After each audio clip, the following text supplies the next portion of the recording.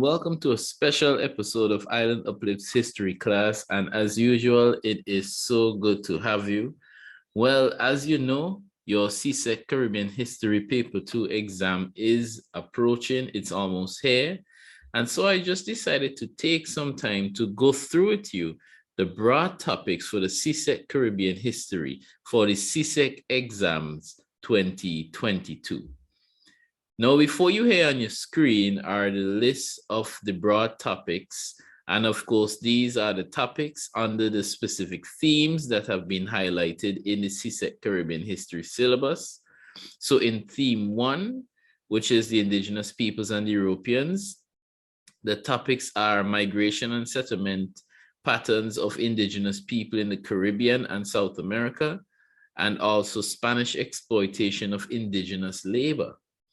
Then in theme 2, we have Caribbean economy and slavery, where we'll focus on the change from tobacco to sugar in the 17th century.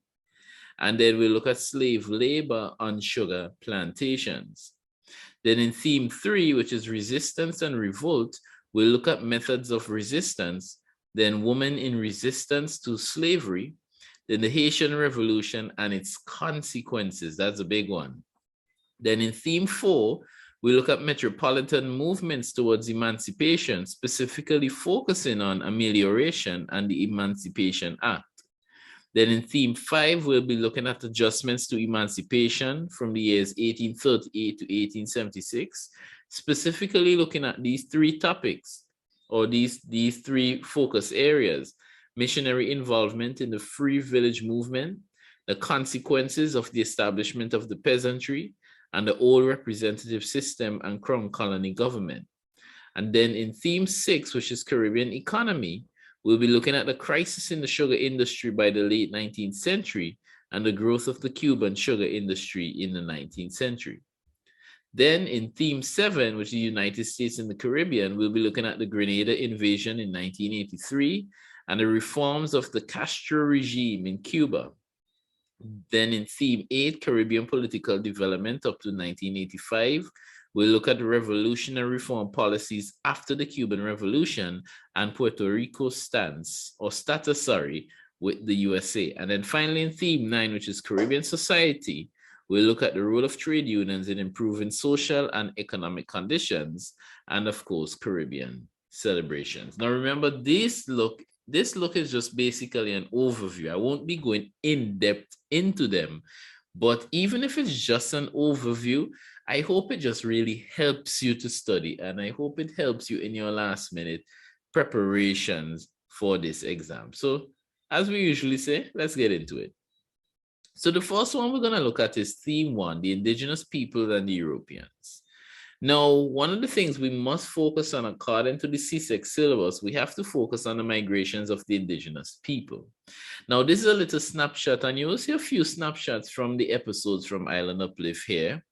And this is a map I always like. It's a map that shows the progression of different people groups over the years, starting, of course, from Eastern, Northern, and Southern Africa, all right? So we see about 200,000 years ago, we had the first group of people who migrated from the African continent. And of course, we see the path that it took. Some of the people would have gone west and traveled across the Saharan desert and across Central Africa, thereby populating the Western African regions. Then, of course, we would have had about 100,000 years ago, persons traveling from Africa into the Mediterranean region, and we look at this area specifically, what is referred to as the Fertile Crescent. And then, of course, by 70,000 years ago, persons would have been arriving in India, in the Indian subcontinent. And then, of course, 50,000 years ago, we had the Aboriginal people who were arriving in Australia. We are 13,000 years ago, our Micronesian people would have been inhabiting those Pacific islands. Then 25,000 years ago, we had people entering into the Mongolian and Siberian regions. But even before that, 40,000 years ago, we would have had persons migrating into Europe. Now, interestingly, 15,000 years ago, after most of Europe, and a good bit of Asia and all of Africa has been inhabited by people groups, we now have people passing over into the North American territory. Now you're probably wondering, how are they able to pass over? Well, let's look at it in a while. But firstly, let's look at the path here. So we see about 15,000 years ago, we see people groups traveling through North America. By 12,000 years ago, they are in what's known today as the United States of America. And then they continue traveling down until they arrive in South America. And as you can see, there were some people groups who even decided to venture further north, right, to the northeast into the Canadian winterlands, let me put it like that, into the Nunavut area and so on. So this is a good map to show generally how the migration events globally would have undergone and the general time frames or the general number of years ago that it took a lot of these people groups to travel. It's very, very interesting. But of course, since we're doing CSEC Caribbean history, we want to specifically look at the movement of the indigenous people into the Caribbean region and of course into South America. Now, first of all, these people groups were able to travel over, and this is a little snapshot from episode 1. They were able to travel over because of the Bering Strait, or rather because of ice that was over what is known as the Bering Strait, which is a 50+ mile channel of water between Russia and Alaska. Now, because ice was over this area, it means that it was the Ice Age. So it would have allowed people groups to not necessarily sail, but they would have taken their time and walked across this ice over into North America. Now, according to genetic analysis, there could have possibly been about 3 major migration movements to the Americas. So we had the first one, which was over 14,000 years ago, going to South America. We had the second one, which was about 12,000 years ago, staying in North America. All right. And then, of course, the third migration movement, which was between 5,000 and 10,000 years ago, where those persons would have ventured north into North America towards the Arctic. It means that the first major migration movement into the Americas, those people who belong to that forced migration movement would have ventured directly, according to genetic analysis, would have ventured directly to South America. And of course, as we would see shortly, as we're about to see now, we would see exactly how those people would have ventured over into the Caribbean. All right. Now, there's frequent debate over whether initial movement into the Caribbean started from Central America or South America, but the evidence really does show that the initial occurrence into the Caribbean, movement into the Caribbean, would have actually occurred from Central America and then from South America. All right, now on this map, and remember, these are just a few snapshots from, this one is actually a snapshot from episode 2, where we looked at the Mayans. Now, of course, you recognize this Central, South American, and Caribbean region in this map. Now, this orange area represents the area that became known as the Aztec Empire. The green colored area that you see here represents the Mayan Empire. And the purple area that you see highlighted here represents the Inca Empire. Now, it is important to even remember why a lot of the people groups settled in these regions. For example, remember, we refer to this as Mesoamerica. All right. The lands were very fertile, they were flat, they didn't really have Central America is a mountainous region, but the specific lands that they found were fertile and flat, and they had access to water, and they realized they could build thriving civilizations from here. So they said, let's settle. All right. But there were, of course, persons, and as you could see indicated by the arrow, who migrated from the Yucatan Peninsula over into the island of Cuba. And this is usually referred to as the first migration movement of indigenous people into the Caribbean.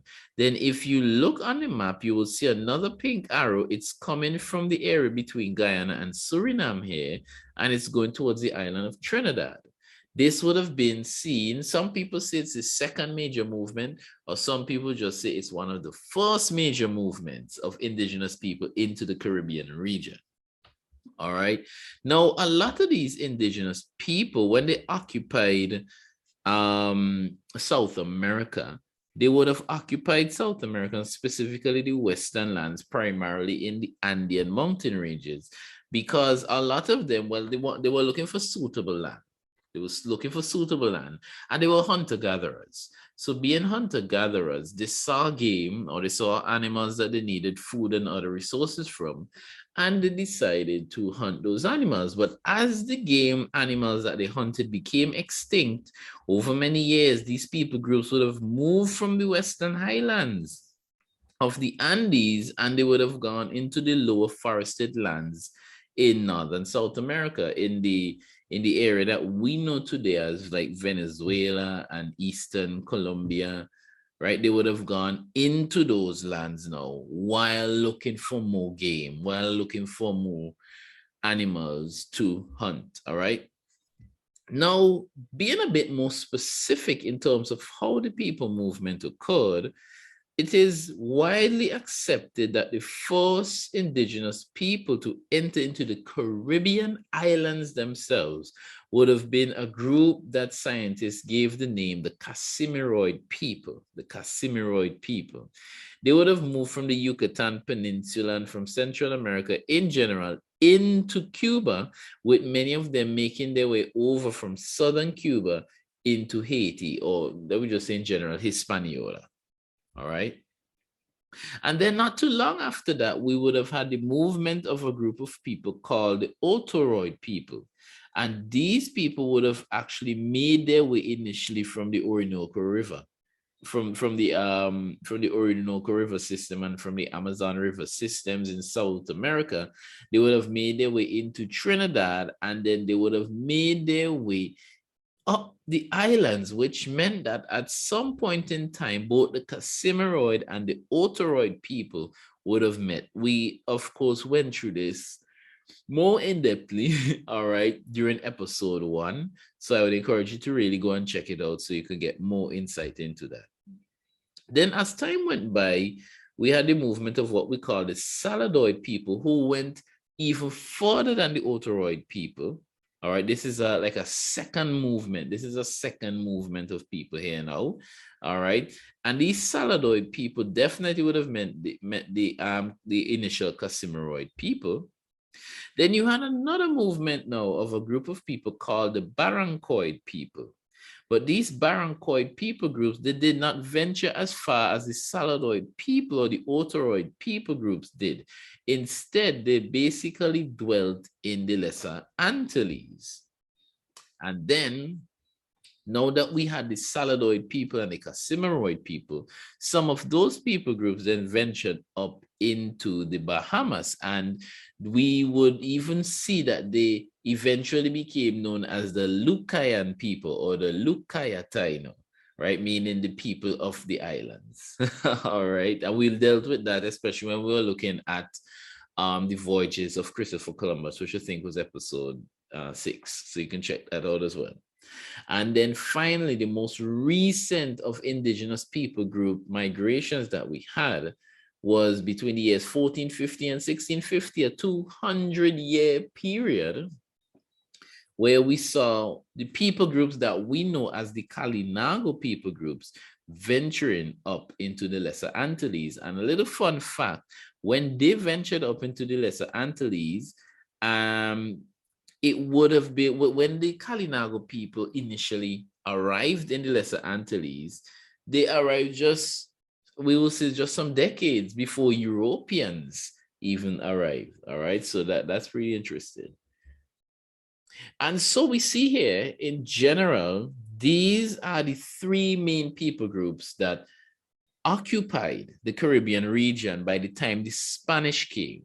By the time Columbus came, these were the three main people groups that occupied the Caribbean regions, the region, sorry.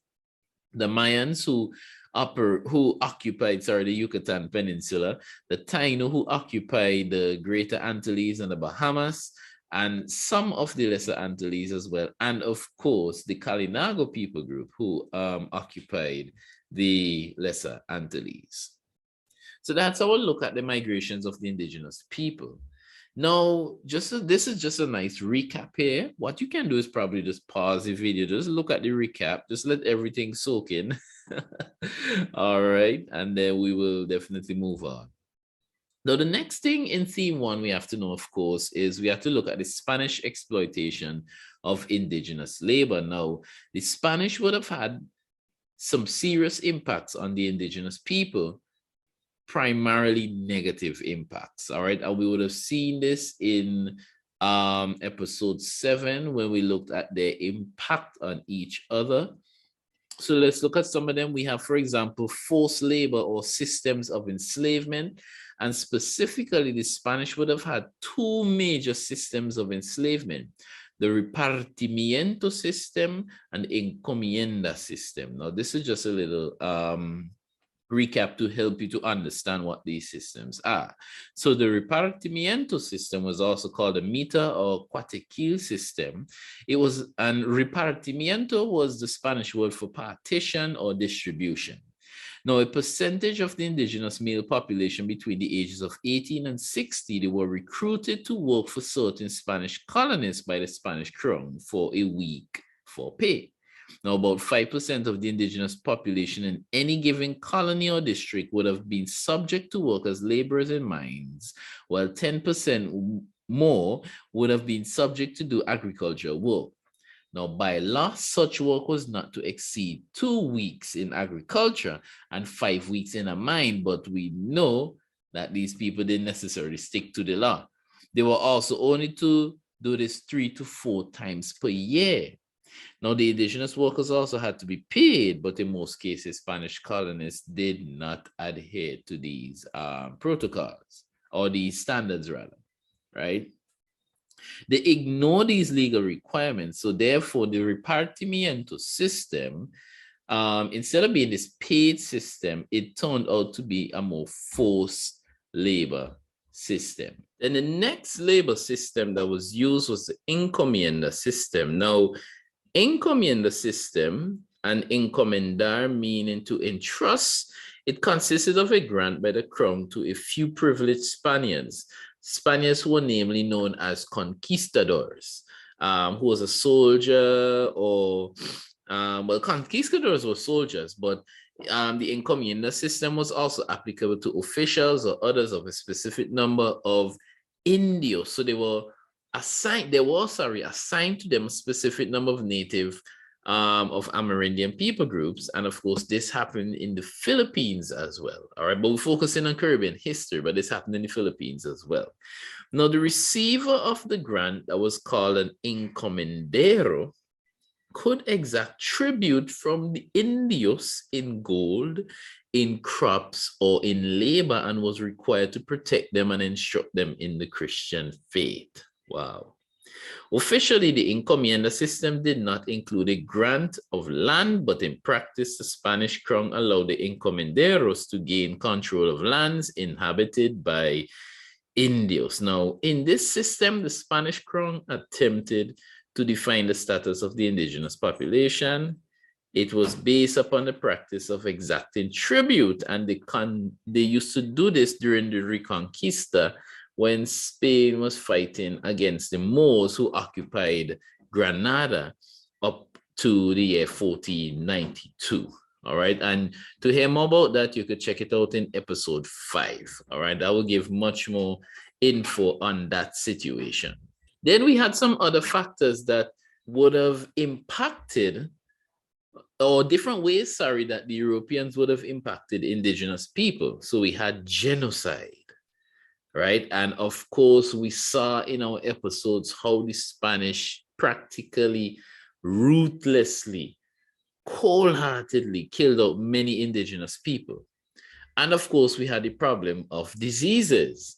So different types of diseases were introduced when the Spanish came to the Americas. These include smallpox, measles, influenza, bubonic plague, diphtheria, typhus, cholera, chickenpox, dengue fever, tetanus, and even syphilis. All right. Now, the interesting thing is that the indigenous people's immune systems were not able to handle the new host of diseases that came in. And additionally, they had to also still deal with diseases that they were familiar with, such as tuberculosis, dysentery, rabies, hepatitis, and herpes. Wow. Now, when Columbus arrived on Hispaniola in 1492, the island had an estimated population of 250,000 indigenous inhabitants. After the introduction of diseases by the Spanish, a staggering 236,000 indigenous people died by the year 1517. That's 95% of the island's original population. All right. So in total, it's estimated that over 8 million indigenous people died, and most of them would have died from diseases. All right. Most of them would have definitely died from diseases. All right. Then there were some other factors as well. So we had family systems being broken up, because what would have happened here when the Europeans demanded that the indigenous people work for them, they would have primarily taken the men to do the hard work. Now, this resulted in a lot of broken families, socially, emotionally, but even economically as well, because these men would have been the breadwinners. These men would have been the ones who had to go hunting or had to do a lot of the agricultural work and so on. So as a result, they would have left their families vulnerable, or rather, the actions of the Spanish would have left the families of these men vulnerable. So you had a lot of family systems being broken up among the indigenous people. Another one, and you see it here, indigenous agricultural systems were destroyed.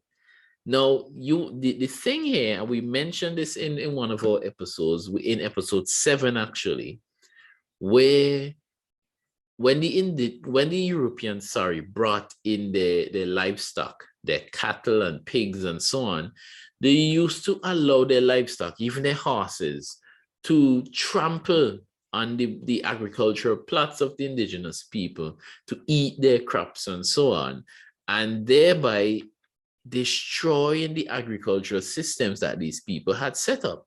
All right. And this was so prevalent that a lot of these people just had to practically just give up what they were doing. And it was affecting families and the civilization tremendously.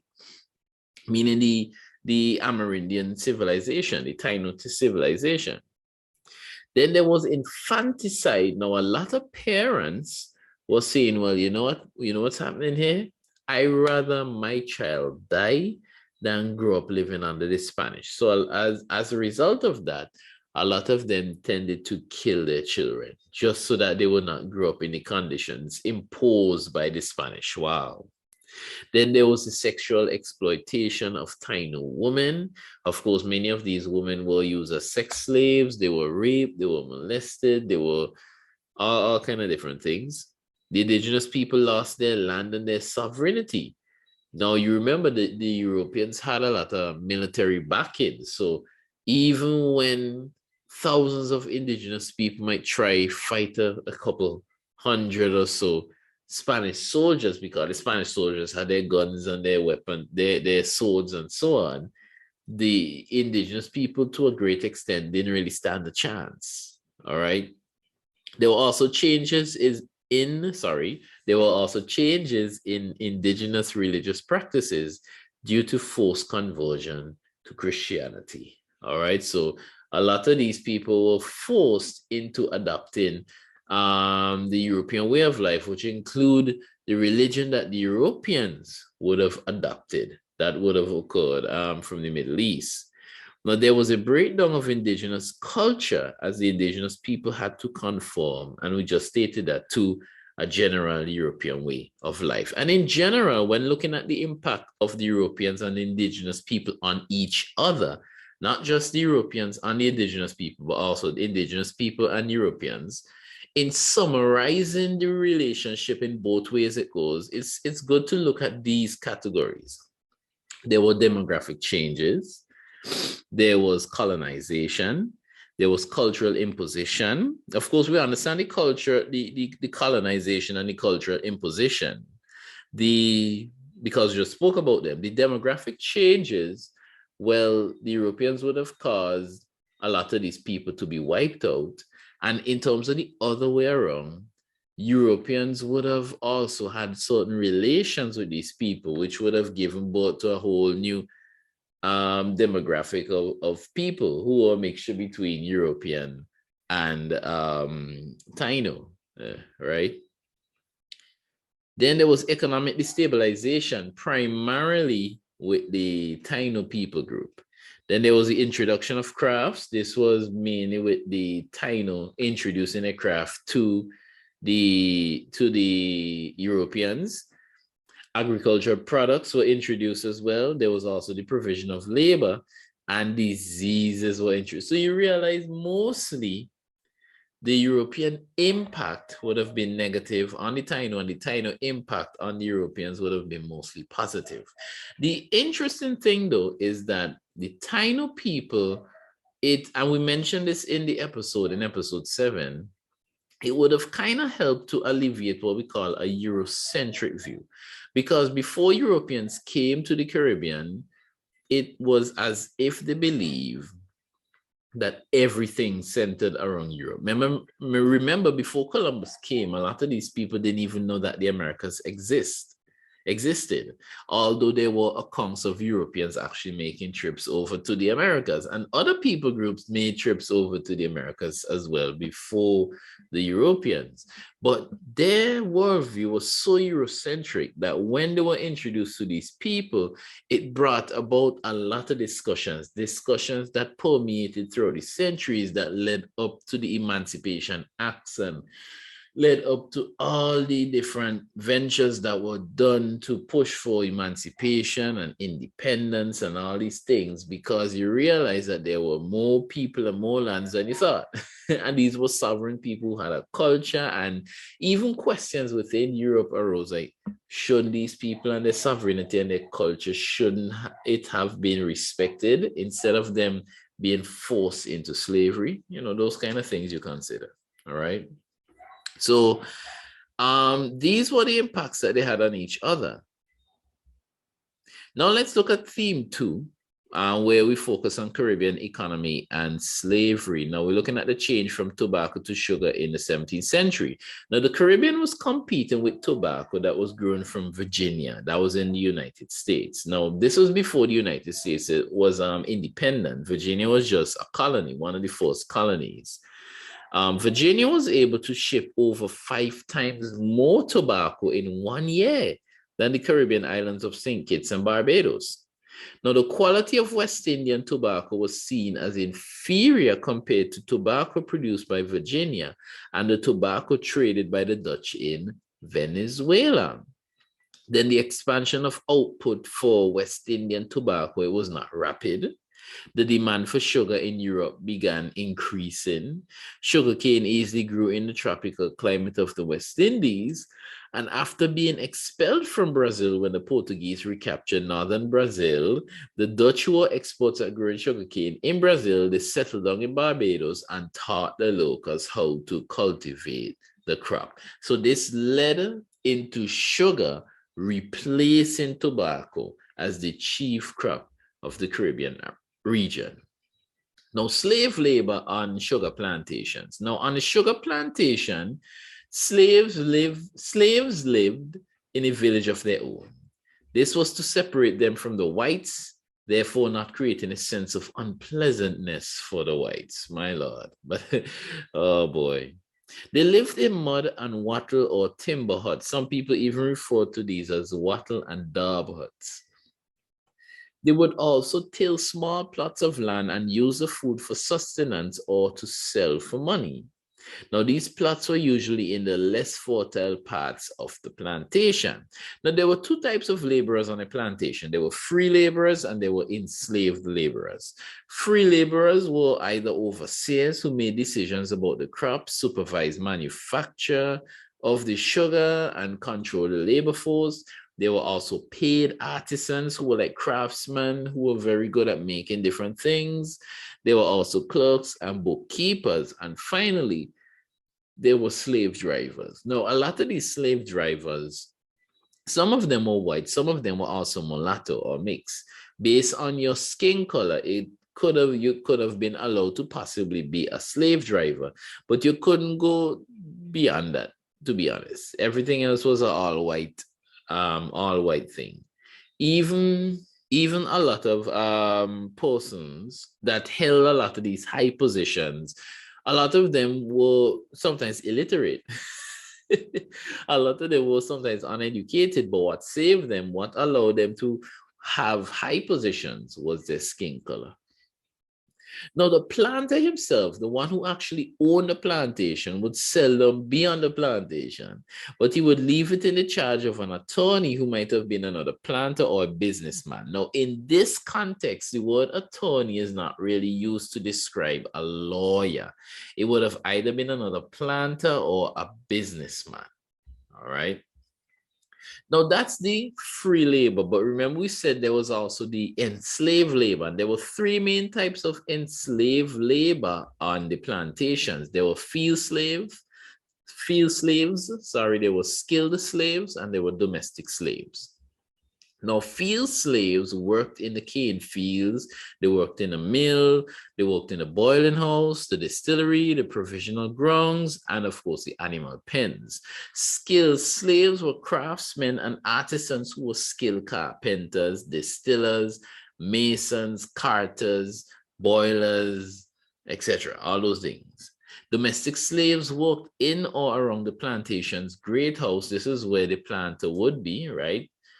And these were mostly women who became cooks, servants, nursemaids, seamstresses, etc. Now, some male slaves were also employed as butlers, footmen, and coachmen.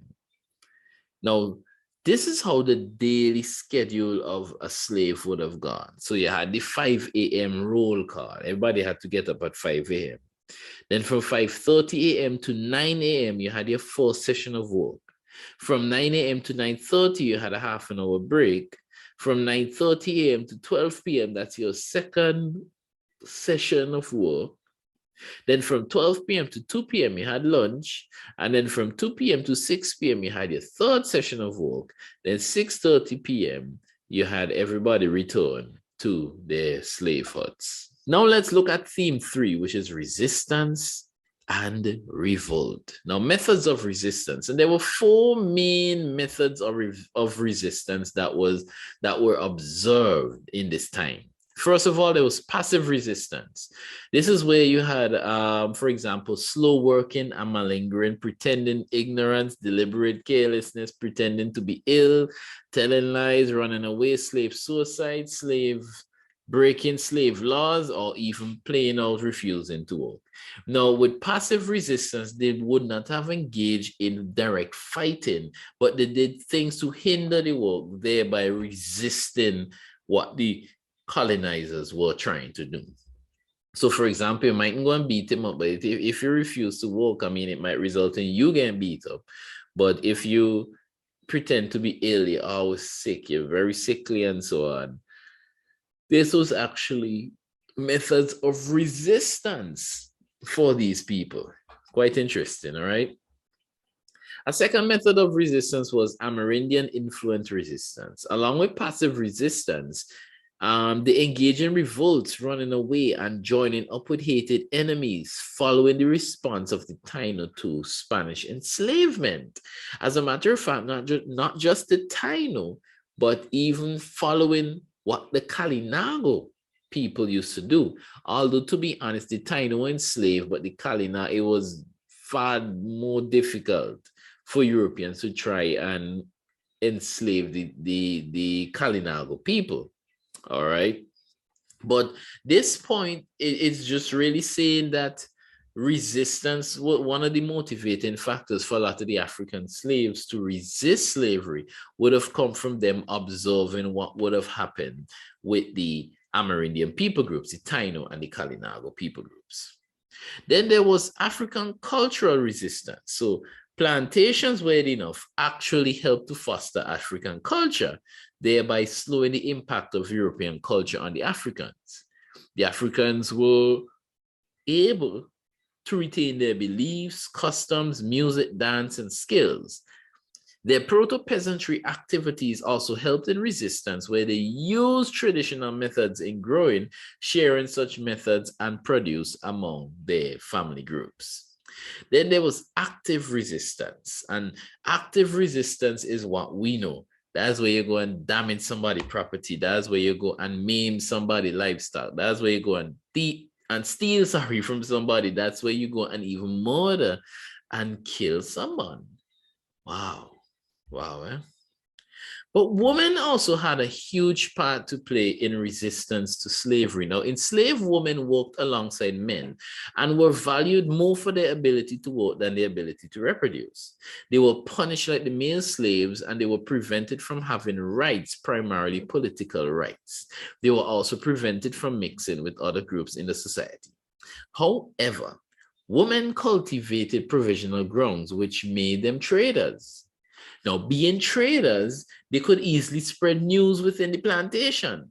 They therefore became communicators, especially when planning revolts.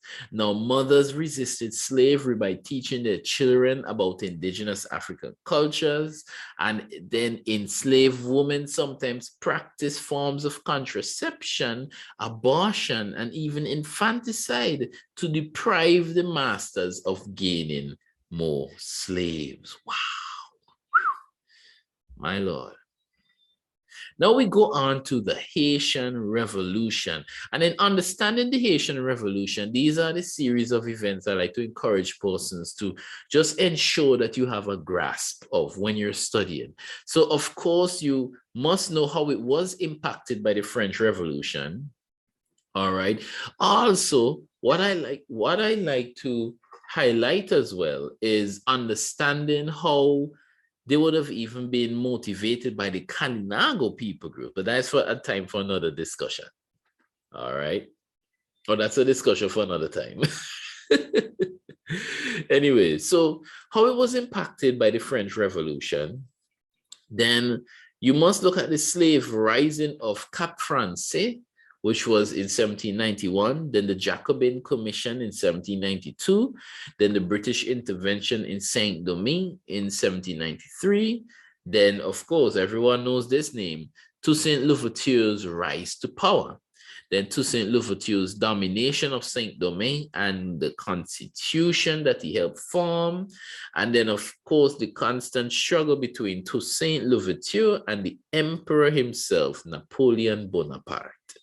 Then you must look at Leclerc and Saint-Domingue, then Christophe and Dessalines. This is even after Toussaint Louverture's death, all right? And then, of course, finally, you look at the events that led to the completion of the whole process of Saint-Domingue's independence and the adoption of the name Haiti, therefore the Haitian independence. All right. Now, what was some of the causes of the Haitian Revolution? Well, first of all, there was the collapse of the French monarchy. Then there was the importation of large numbers of African slaves for a short period of time. Now, here's the thing. Saint-Domingue was a very prosperous colony for France. As a matter of fact, France treasured it so much, they were even willing to give up other large, vast colonies just so that they could hold on to Saint-Domingue, which is Haiti. All right. It was so prosperous for them, and especially with the sugar industry and the coffee industry as well. And much of France's wealth came from this colony. I would even encourage you, it's not in the history class series, but if you look on Island Uplift, there is a video entitled How Haiti Helped to Create the USA. All right. I would encourage you to look at it. It's a pretty nice, very interesting video to show how Haiti actually helped to form the modern day version of the United States, the powerful economic nation that it is. All right. I felt like I didn't know what to say just now there. All right. So Yeah, so we're looking at the causes. So we see the existence also of a large mixed race class. There was also the leadership of Toussaint Louverture and, of course, extreme conditions in Saint-Domingue. Now, here's the interesting thing. In the last or the second to last episode of the history class series, we mentioned that one of the precautionary measures was maintaining a certain ratio of Black slaves to whites to prevent revolts. But one of the things that happened is France just started to send a lot of African slaves. Send African slaves into the territory because they needed the manpower. But because of the vast amount of African slaves they had in Saint-Domingue, it made the revolutionary efforts even more successful because there was the manpower, or you could say the soldier power. All right. But there were some consequences of the revolution, of course. First of all, there was massive loss of life. All right, there was also political chaos, something that's still going on in Haiti is a real tragic thing. Then there was economic and infrastructural ruin. So roads, harbors, and bridges were destroyed, and sugar production declined. As a matter of fact, in the year 1791, Saint-Domingue was able to produce 163.4 million pounds of sugar, but by the year 1818, they were only able to produce 20.2 million pounds. Another consequence, other sugar producers benefited. So the decline, for example, of Saint-Domingue's coffee industry provided an opportunity for Cuba and Jamaica to increase in their coffee markets. As a matter of fact, Cuba and Jamaica are still famously known for their coffee production within the region. Wow, history is very, very interesting. And look at how it just spills off and just impacts us even to this very day. Wow, wow, wow. There was also an exodus of whites from the territory. And the thing is, well, first of all, that's why, of course, Haiti has a predominantly Afrocentric or African base demographic, right? But a lot of these whites, remember, they held the power, they held the plantations, they were the ones who were in charge, and they carried with them their capital, their technology, and their skills in sugar production. So even when Haiti became independent, they had a problem. They had a major problem. And the Haitian Revolution, though, everything wasn't all bad because it promoted the idea of the abolition of slavery in the British colonies. It inspired the enslaved and it made the enslavers fearful. All right. Now let's look at the next theme, which is Metropolitan movement towards emancipation, specifically looking at amelioration and the Emancipation Act. Now, amelioration refers to a series of measures proposed by the West India Company that were put in place to encourage legislative islands to adopt, right? The legislative systems in the islands to adopt. Now, the measures tried to ensure the better treatment of slaves and included the following. One, there wasn't supposed to be any flogging of women. There was supposed to be a day that should elapse between the offense and the flogging of a slave if a slave was seen to be in the wrong. Floggings over 3 lashes should be presented to magistrates at their quarterly sessions. Slave families should not be divided. So husband, wife, children shouldn't be divided. Slaves should not be sold in payment of debts. Wow. Right? Adequate religious instruction should be given to slaves. Slaves should be allowed to give evidence in court once a minister vouches for the slave's character, and slaves should be able to save, to have a bank account, to save some money in the bank. But to ensure, right, that amelioration is successful is also to really highlight some of the weaknesses. And a lot of weaknesses came up and it resulted in amelioration failing. Now, there were some legislators in certain islands that ignored amelioration, primarily Jamaica, Barbados, Dominica, and St. Vincent. Now, planters were also unwilling to ameliorate their slave laws. Now, you have to understand something. You're trying to change something that by now has gone on for many, many years, all right? And something that has proven to make people rich. It's going to be difficult. It's going and plus, it's not just economic, it's perception. A lot of these persons, planters, the Europeans and so on, a lot of them, they did not highly regard these African people. They just saw them as commodities, as slaves. So as a result, it would now become a difficult thing for them now to see these men and women as their equals. Wow, wow. The slavery is just an absolutely sad thing, absolutely sad. And then amelioration was abandoned by abolitionists in favor of pursuing complete emancipation. They realized, okay, this amelioration thing, we're trying to help out both parties here, but things ain't working out. What we need to just focus on is complete emancipation. This is where we come to the Emancipation Act of 1833. Now, the main concerns of the Emancipation Act were to, one, ensure that the former slaves had the protection of the law. Two, ensure that there would be a transition period between slavery and full freedom. And three, placate the planters whose business would be disrupted by these changes. Help them out. So the planters say, what, I losing? What's going on here, boys? So let's see exactly how this Emancipation Act was going to really try and help everybody. So first of all, in the Emancipation Act, slave children under 6 years old were to be freed immediately. Slaves over 6 years old would have to serve an apprenticeship of 6 years in the case of field slaves and 4 years in the case of all other slaves, all right, which were the domestic and the skilled slaves. Now, apprentices should work for not more than 45 hours per week without pay and additional hours with pay. Apprentices should be provided with food and clothing by the master.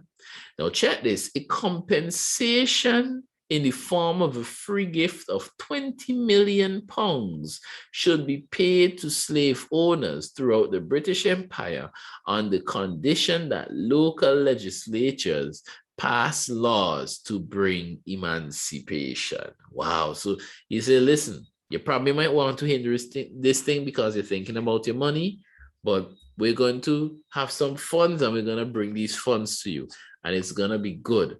So let's just pass this thing. All right. And then the apprenticeship period could be shortened, but no alternative to apprenticeship would be allowed. All right. Now let's look at adjustments to emancipation. Now, after apprenticeship, cooperative communities of ex-slaves were founded both spontaneously and by the work of missionaries. Now, the free village movement instigated by missionaries laid the foundation for what was known as the peasantry. All right, and we're doing some agriculture here. Now, factors encouraging the emergence of a West Indian peasantry, peasantry, and we have three factors here. Firstly, there's the availability of land in larger colonies such as Trinidad, Jamaica, and British Guyana. Now, ex-slaves would have pooled money together to purchase plots of land. Missionaries bought large tracts of land and divided them into smaller plots and sold it to ex-slaves at a lower price. And ex-slaves squatted on crown land. There were also some estates that were abandoned and the land was sold at a lower cost to ex-slaves.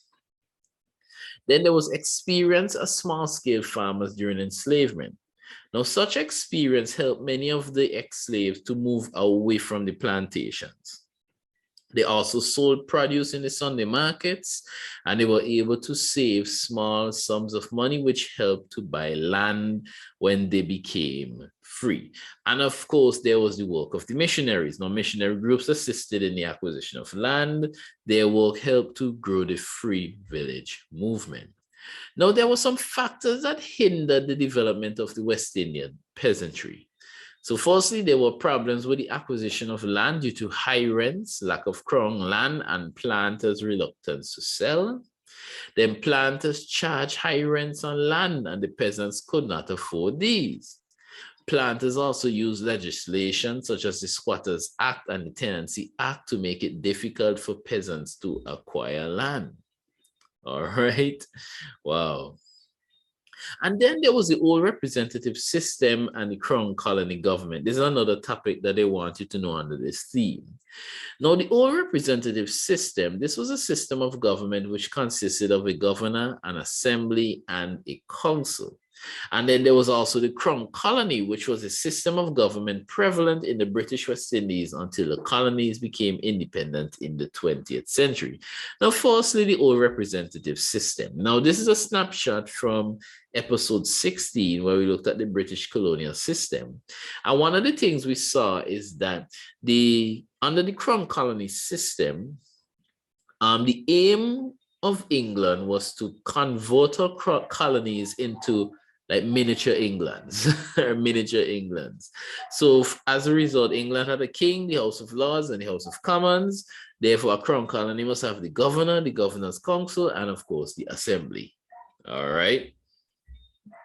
So this was all part of what we call the old representative system. This is where the system where you had a governor, an assembly, and a council.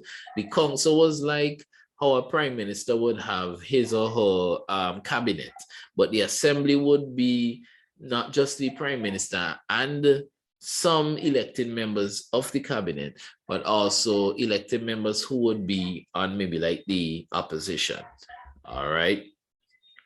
Then, as part of the old representative system, there was also the assembly, and you could just pause the video right here, just go through that. This was a snapshot also from our episode on the British colonial system. So you could just take a snapshot of that and just, just read it through, grasp it and so on, and take notes. And this is just some notes on the assembly, giving some further insight into the old representative system.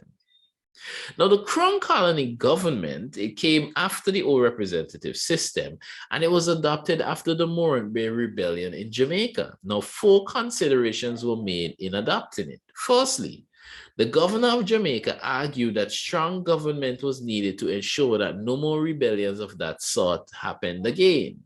Direct rule from Britain was therefore seen as the best method. Secondly, the assembly on the island thought that Crown Colony government would protect their privileged position. They thought that if it didn't happen, blacks may be given the right to vote and could swamp the whites in the assembly. Wow. Thirdly, there would be relief from constant conflicts over taxation and expenditure. Resources could instead be requested and summoned promptly under the system, and taxation would still be present, but its necessity would not be questioned as it used to. And then fourthly, Crown Colony government would allow the governor to operate freely with no delays, especially in times of emergency and with threats of revolt. Now, it is very important when you study the Crown Colony government, when you're studying it, when you're overviewing it, when you're looking at it, ensure to consider governance in Jamaica, the Leeward Islands, the Windward Islands, the Bahamas, Bermuda, and Barbados, because even in the general Crown Colony governance, there would have been subtle differences within these territories. So ensure to look at those. Now we're at theme 6 and we're looking at Caribbean economy. And we're going to start by looking at the crisis in the sugar industry in the late 19th century. Now, 19th century sugar industry crisis commenced with the repealing of the navigation laws in 1849, opening up the British Empire to free trade for the first time in over 200 years. Wow. Now, these were some of the factors that really impacted the sugar industry, causing a crisis. Firstly, the fall in sugar prices. Then there were wage cuts in the Eastern Caribbean up to 50%. Then there was large-scale mechanization in some colonies, but it was too expensive for farmers and planters to acquire. So even when certain territories were able to use them, it placed those territories at a significant advantage over others. And it inadvertently caused many other islands to just cease sugar production altogether, thereby decreasing the amount of colonies you had producing sugar, hence leading to the crisis. There was also the British financial crisis of 1847 to 1848. There were also rifts between the governors and the assemblies because loans were issued to assemblies, but they were uncertain as to whether the sugar industry would grow enough for them to repay those loans. And then finally, free-grown sugar in the Caribbean was unable to compete with slave-grown sugar in Cuba and Louisiana. But Cuba sugar industry, and we just mentioned it there along with Louisiana, and even more than Louisiana, as a matter of fact, Cuba sugar industry had success. Why? Well, first of all, there was the importation of over 10,000 slaves into Cuba in the year 1762 by the British. French planters also fled to Cuba from Haiti with their slaves. Now, Cuba was many times, and still is, many times larger than the other islands, so there was more acreage of land to use. The large size also meant that there was large unused fertile land, so therefore there was immense agricultural and industrial potential. Cuba also contained many large fast-flowing rivers, which helped empowering mills for plantations. Cuba had both the efforts of slave labor and of immigration labor from China. There was a great level of mechanization because there were a lot of investors into it, especially American investors and, of course, European investors.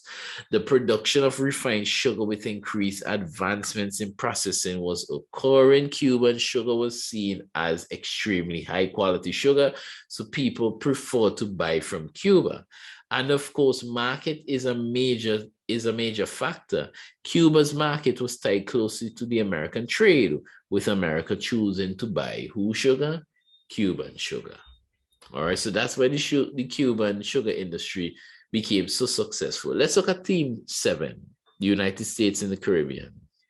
Now, in looking at Cuba, even more than its history with sugar, one of the things everyone knows about Cuba is the Cuban Revolution, which was led by Fidel Castro. Now, there were some basic policies of the Castro Revolution. First of all, there were political, economic, and social reforms. There was also something called the Consolidation of the Revolution. There was also nationalism and communism. And of course, there was a general opposition to the United States. And this was, of course, because of ideology as well as association. Ideology in terms of what the ideology of the Castro administration was. It was communist, and it embraced communist and socialist ideals and nationalist ideals as well. And also its associations were in direct opposition to the United States, especially at the time that this occurred, because Castro's association were with the USSR. All right, in the midst of the Cold War. Oh boy, oh boy, oh boy, boy. All right. Now, this is just a little clarification. When we say the consolidation of the Cuban Revolution, that is a period in Cuban history typically defined as starting in the aftermath of the revolution in 1959 and ended in the first Congress of the Communist Party of Cuba in 1975, which signified the final political solidification of the Cuban revolutionaries' new government. The period encompasses early domestic reforms, human rights violations continuing on the new regime, growing international tensions, and politically climaxed with the failure of the 1970 sugar harvest. Now, we won't go too deep into that, but that is just to give you a general idea of what the term consolidation of the Cuban Revolution refers to. Now, here are some reforms of the Castro regime in Cuba. Now, Cuba was transformed firstly into a communist state. Fidel Castro, of course, was premier and then became known as president. They used to even call him Comandante or Commander, like the chief commander. There was also the observance of no class, right? So, for example, before, obviously, there was heavy classism, as we would say, but now under this communist state system, there was no class, all right? And we are familiar with what communism is, where we have shared resources, but the resources belong to, well, they say the public, or we would say the government, all right? So the observance of no class allowed middle-class Cubans to serve in the government and on cabinet. That was a major thing. Castro also instituted major land reforms. Tariffs were increased to protect domestic businesses. All right, so entrepreneurship was encouraged, but it was encouraged by increasing tariffs from any products coming out of Cuba. Then there was limited private enterprise, and it was permitted, but the fact is it was limited, and foreign investors were invited to enter into joint ventures such as in tourism, in telecommunications, and in mining. Now, small sugar mills and rice growers were encouraged to export more. It also became a capital crime to steal from the government, and prostitution and gambling were outlawed. Now, there were some impacts of Castro's revolution. So first of all, there was the spread of socialism. Then there was the creation of United States economic and political spheres of influence.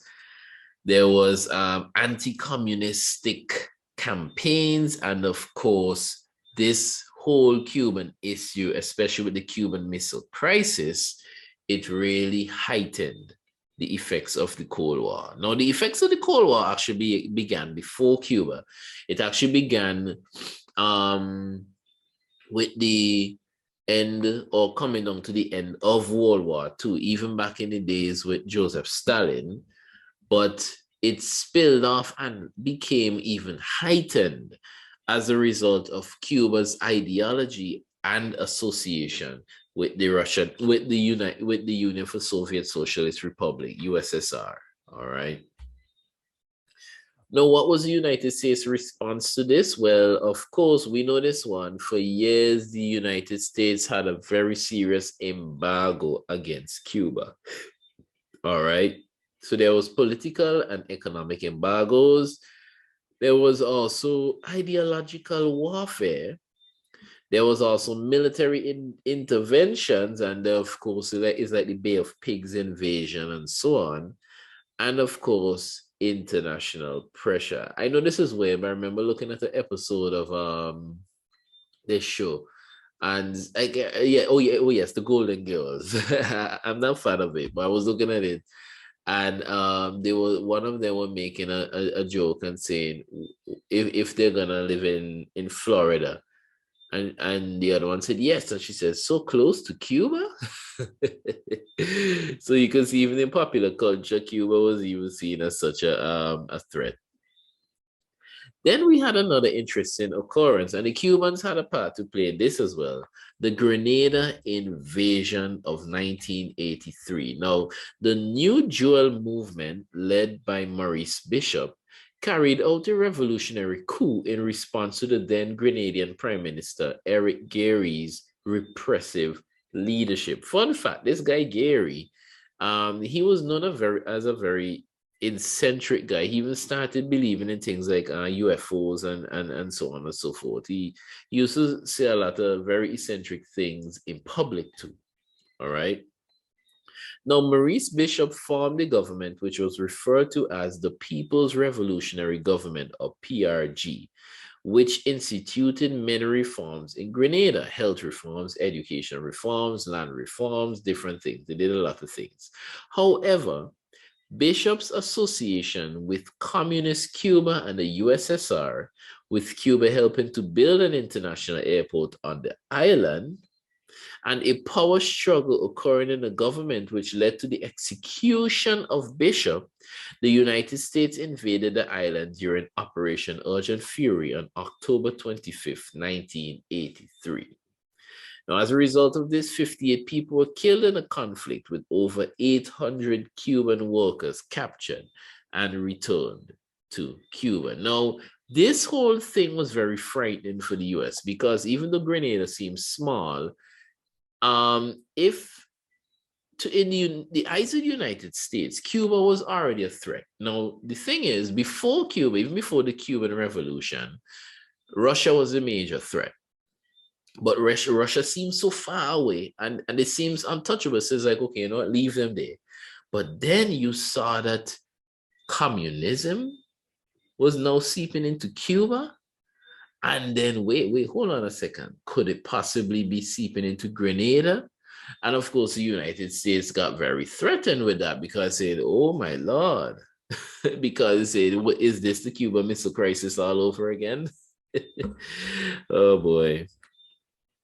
Now let's look at Caribbean development up to 1985. We would have already looked at some revolutionary reform policies after the Cuban Revolution. So let's take a look at Puerto Rico's status with the USA. Now, Puerto Rico was really ceded to the United States from Spain in the year 1898 after the Spanish-American War. And the Treaty of Paris gave Puerto Rico to the United States, with Congress being responsible for its constitution. All right, now, despite the USA having anti-imperialist and pro-democracy views, Puerto Rico was placed under a governor and officials, and US constitutional rights did not apply to Puerto Ricans. Now, the period 1917 to 1945 saw party politics being allowed. This period saw political rifts, but ended with the governance of Muñoz Marín. Marin's governance expanded the economy and diversified industry on the island. The achievements of his government during World War II was to convince Congress that Puerto Rico could carry out administrative duties efficiently with political stability. Now, in the year 1950, a constitution for self-governance was drafted in San Juan. Puerto Rico was then declared a commonwealth, becoming the first free and associated state of the United States. It is not recognized as an independent state, but it is neither a full state of the USA. Puerto Ricans are allowed dual citizenship, to be both citizens of the USA and of Puerto Rico. Puerto Ricans could also have representatives in the US Congress, but they aren't allowed to vote, meaning the representatives aren't allowed to vote. They also don't have to pay income taxes on money earned in the island, all right? Now, the island is allowed to keep its cultural and ethnic identity and autonomy to an extent, because changes to the constitution must be at the consent of the people and the US Congress. Now, Puerto Rico's status with the USA. Now, the governor is the head of the executive branch, and the legislative branch consists of two houses. The first house is a Senate of 27 members with 8 senatorial districts, electing 2 members each, and 11 other members coming from across the island. And the second house is known as the House of Representatives, consisting of 51 members, 1 from each of the 40 districts in Cuba, and 11 others from across the island. It had to mirror US politics and US policy. It had to mirror it, all right? Then there was the judicial branch, and it was headed by the Supreme Court of Puerto Rico. The governor appoints the justices with the help of the senator. There is also a chief justice and 6 associate judges. Now, Puerto Rican law, here's the thing. You have some independence. You're not like politically independent, but you have some autonomy, but your law can never contradict US law. As a result, this allows decisions made by the Puerto Rico Supreme Court to be reviewed almost seamlessly by the US Supreme Court. The US controls Puerto Rico's defense, internal security, foreign relations, interstate trade, Coast Guard, lighthouses, post office, and of course, its currency. And then finally, we'll take a look at the role of trade unions and then Caribbean celebrations. Now, the role of trade unions in improving social and economic conditions. And there are four main things to always remember about trade unions. One, how they would have brought in things such as workmen compensation, holidays with pay, severance pay, and inspection of factories and conditions for agricultural laborers. All of these things have impacted us even to this day, so that even when a holiday comes, we can get paid thanks to trade unions. All right. As a result, that has really impacted, it has really done well for the social and economic conditions of the Caribbean region. It has really helped to even enhance the livelihood, the standard of living for many Caribbean residents. All right. And you could just use this as a guide, use these 4 points as a guide, even as you study more on the trade unions. All right. You think about people like Uriah Butler, Ebenezer Theodore Joshua, and all these different people that have really been champions for trade unions throughout the Caribbean region. And then finally, Caribbean celebrations. Now, festivals in the British West Indies fell into one of three categories. They could have either been called carnivals, which were festivals that took place in the period leading up to Lent, although today we just call any festival we have a carnival. A lot of islands used to have their carnivals before Lent, but a lot of them decided to move these festivities, that they call carnivals, to like summer months. Trinidad and Tobago is one of the few islands in the Caribbean region that still maintain their carnival before the period known as Lent. There was also the second category of festivals or festivities were the sports or Junkuno celebrations, and these took place around Christmas time. All right, now it was from these Junkuno celebrations that we had festivities such as crop over in Barbados and other festivities. I even think about one of the festivities we have in for example, St. Vincent and the Grenadines called 9 Mornings, which is usually held around Christmas time. All right. So yeah, and then there was religious festivals that were introduced by, for example, Indian indentured workers such as Diwali. All right. So we have a lot of interesting, I just wrote off a couple names of some things we would be familiar with here. Looking at Caribbean celebrations, festivities, and so on. It's pretty interesting, and especially looking at how they came to be.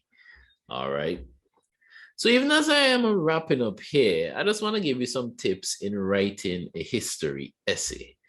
Now, there are 3 things that I see. This is not really something I saw online. This is my personal 3 things. There are 3 things I like to consider when I'm studying and preparing to write anything about history. The first thing I like to consider is narrative.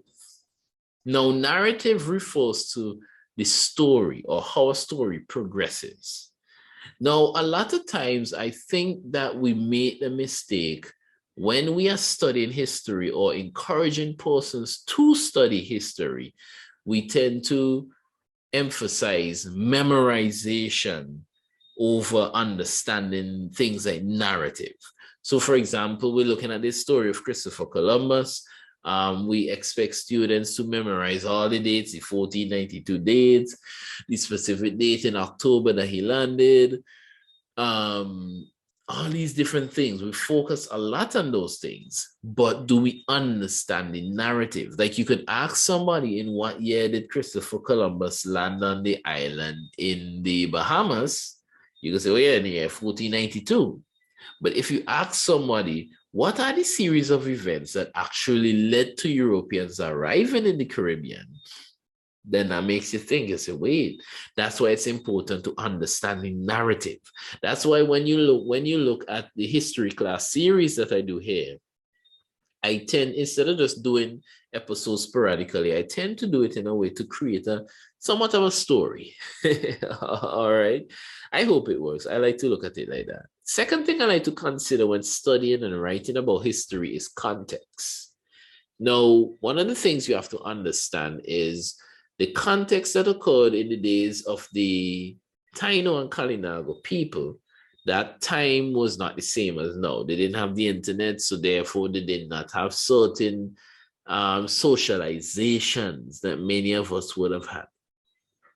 So as a result, certain perceptions may not have been the same, and it was just different. So it's important to understand the context. Like, for example, you might say, somebody might say, when the indigenous people saw the European ships coming, they should have just run away. All right. But then you have to think about it. This is the first time they're seeing these people. They don't know these people are evil. They're just seeing these huge ships. Some of them may have been fearful, but some of them may have just been curious. All right. So that's just something to really consider. I remember one time when we were looking at the episode with Amerigo Vespucci, when they were arriving along the coast of Brazil. I can't remember if it was Vespucci or if it was Ferdinand Magellan, but the day they arrived, the day the Europeans arrived, was the day that a huge shower of rain broke down, and the people didn't experience rain in months. And as a result, they started praising these people, and they thought that the people were divine, and they beckoned the people to stay with them because they said they brought them blessings and so on. Now, you might see it as silly, but if you study it in context, now you realize, wait, these people are happy because they went through months of no rain, and the day that they actually got rain is the day that these people came. All right. And then the last thing I like to consider when I'm studying history is relatability. Put yourself in someone's shoes.